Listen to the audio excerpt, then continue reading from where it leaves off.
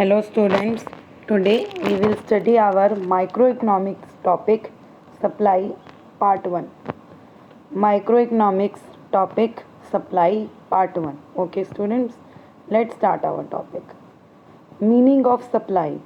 Supply is an economic term that refers to the amount of a given product or service that suppliers are willing to offer to consumers at a given price level at a given period. When the price of a product is low, the supply is low. When the price of a product is high, the supply is high. This makes sense because companies are seeking profits in the marketplace. They are more likely to produce products with a higher price and likelihood of producing profits than not. Okay, students. Now, features of supply. Supply is a desired quantity. It depends on willingness, not actual supply. Second, supply of a commodity does not comprise the entire stock of the commodity. That commodity which are sold in the market at that particular price. Supply is always expressed with reference to price. It gets affected by price high, supply high, price low, supply low. Fourth, supply is always with respect to a period of time. It changes with time like day, week, month, etc. So these are the four features of supply.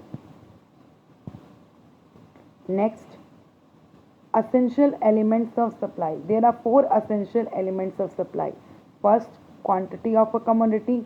Second, willingness to sell. Third, price of the commodity. And the fourth is period of time. Market supply. Some of the individual supply schedules of all the producers in the industry. It is related to all the producers. Okay, students. Next is determinants of supply, individual supply. There are 6 determinants of supply. First, price of the given commodity. It is the most important determinant for supply. Price and supply are directly related to each other. Price increase, supply also gets increased because they will earn more profit out of it. Price decrease, supply also gets decreased, profit margin will also get decreased. Second, prices of other goods. When price of some goods increased, producers will shift their production to that side to earn more profit. Example, if farmer gets to know that there is more demand of wheat in the market, they will start producing wheat instead of rice to earn more profit. Third, prices of the factors of production or inputs. When factors of production gets increased, any of them, then producers will decide to produce less due to less profit margins. Fourth, state of technology. If producer uses latest technology, they are more efficient and less time consuming. This will increase the rate of production and increase the profit margin. Fifth, government policy, taxes and subsidies. If government increases the rate of taxes, then producers have to pay more taxes and are left with low profit margin. If government provides subsidies, they are left with high profit margins. Goals or objectives of the firm. Some companies want to maintain their status and prestige in the market, so they don't reduce their prices if they are not making large margin of profit. So these are the 6 determinants of supply. First, price of the given commodity. Second, prices of other goods. Third, prices of the factors of production or inputs. Fourth, state of technology. Fifth, government policy, taxes and subsidies. Sixth, goals or objectives of the firm. Okay, students. Determinants of market supply. Some determinants are same as individual supply and 3 determinants are different from that. First is number of firms in the market. The size of the market greatly influences the supply. Larger the size of the market, there will be more production and more will be the supply and vice versa. Second, future expectation regarding price. Expectations about the future price will affect the supply. If the price is expected to rise in the future, the producers may hold on to the stock rather than supplying it in the market. This will reduce the supply in the market for that time. Third, means of transportation and communication. The supply is influenced by distribution facilities. For instance, if there is a good network of transport and warehousing facilities, the supply can be more and vice versa. So, these three are the extra determinants of market supply with individual demand, with individual supply. Okay, students? Supply function. Functional relationship between quantity supplied for a particular commodity and the factors influencing it. Two types of supply function: individual supply function, and second is market supply function. Okay, students? Supply schedule. Tabular statement showing various quantities of a commodity being supplied at various levels of price during a given period of time. Two types of supply schedule. Individual supply schedule refers to a tabular statement showing various quantities of a commodity that a producer is willing to sell at various levels of price during a given time period. Market supply schedule is a table that lists the quantity supplied for a good or service that suppliers throughout the whole economy are willing and able to supply at all possible prices. Individual supply schedule is studied by a single seller, or market supply schedule studied under all the suppliers in the economy. Okay, students? Supply curve. Graphical representation of supply schedule. The price will appear on the left vertical axis while the quantity supplied will appear on the horizontal axis. Two types of supply curve: individual supply curve, graphical representation of individual supply schedule; market supply curve, graphical representation of market supply schedule. Next is slope of supply curve. Change in price divided by the change in quantity. Due to direct relationship between price and supply, the supply curve slopes upwards. So slope is positive. Law of supply. Direct relationship between price and quantity supplied.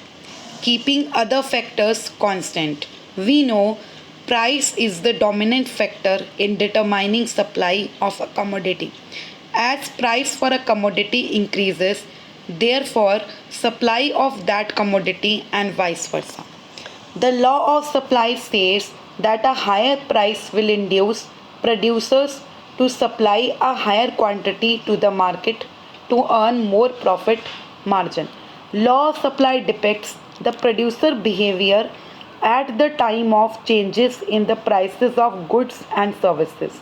When the price of a good rises, the supplier increases the supply in order to earn a profit because of higher prices. Is assumptions of law of supply. First, input cost remains unchanged. The cost of production involves a number of areas like the raw materials, machinery, capital cost and labor cost. There should be no change in the cost of production for the law of supply to operate.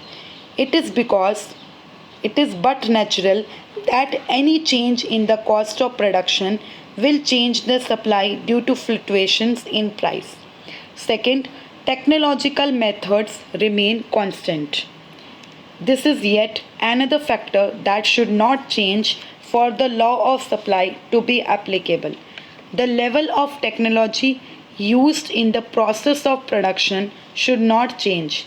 The technological changes also will result into changes in the production cost, thereby fluctuating the supply. Third, price of related goods is constant.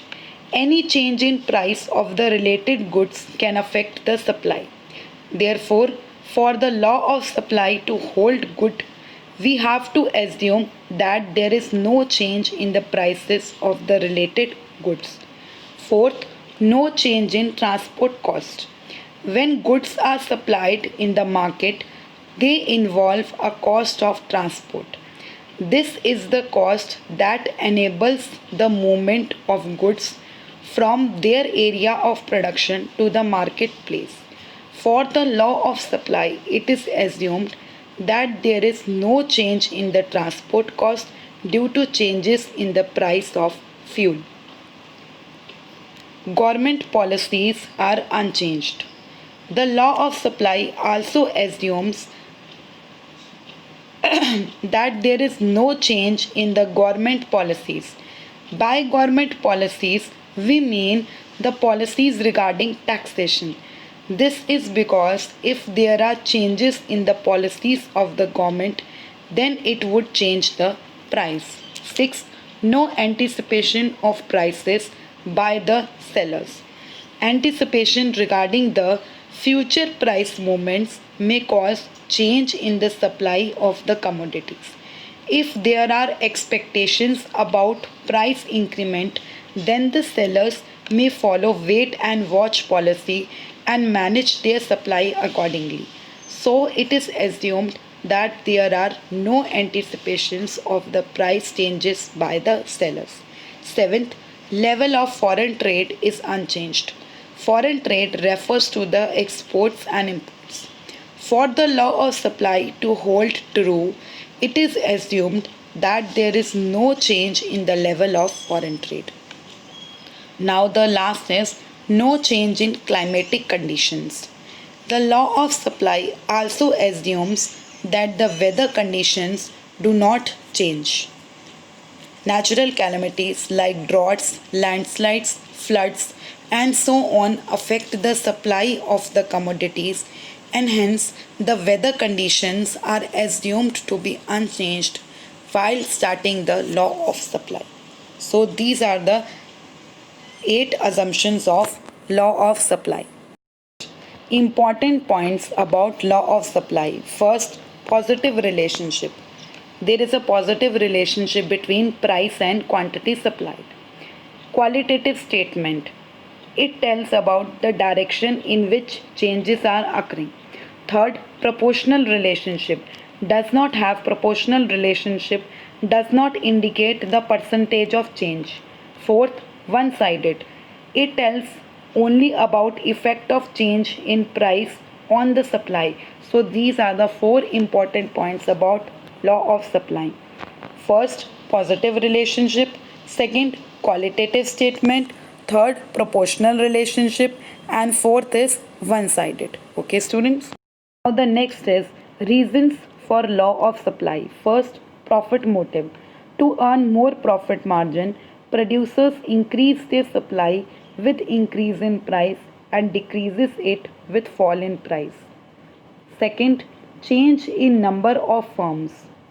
When producers earn more profit, many new producers want to enter the market. This increases market supply and vice versa. Third, change in stock. When price gets increased, they will supply more goods from their stocks. When prices gets reduced, they will keep their stocks in the form of inventories and releases them when price gets increased.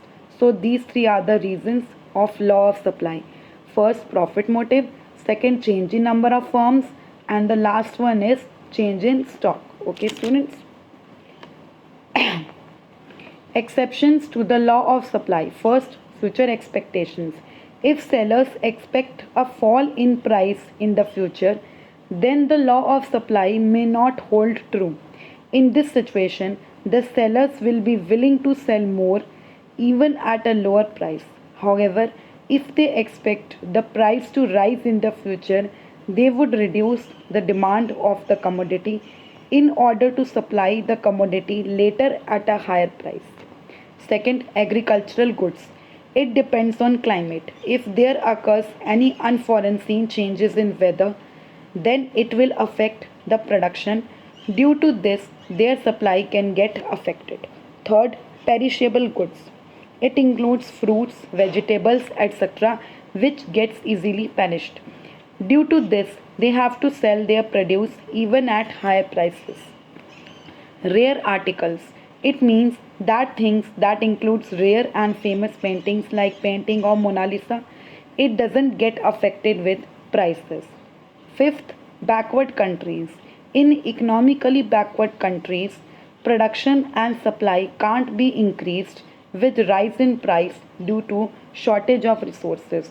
So these five are the exceptions to law of supply. Next is movement along the supply curve. Change in quantity supplied. Change in quantity supplied occurs due to changes in price that leads to movement along the supply curve. It includes upward movement known as expansion in supply due to increase in prices and downward movement known as contraction in supply due to decrease in price. When quantity supplied of a commodity changes due to change in its own price, keeping other factors constant, that is known as movement along the supply curve. Expansion in supply, rise in quantity supplied due to increase in price of the commodity, other factors remaining constant, also known as extension in supply, increase in quantity supplied. Next is contraction in supply, fall in the quantity supplied due to decrease in price of the commodity, other factors remaining constant. It is also known as decrease in quantity supplied. Okay students, there our part 1 ends. And now students, just go through the notes that I am sending you in the PPT form. There you will find all the tables, all the schedules and all the diagrams. Okay students.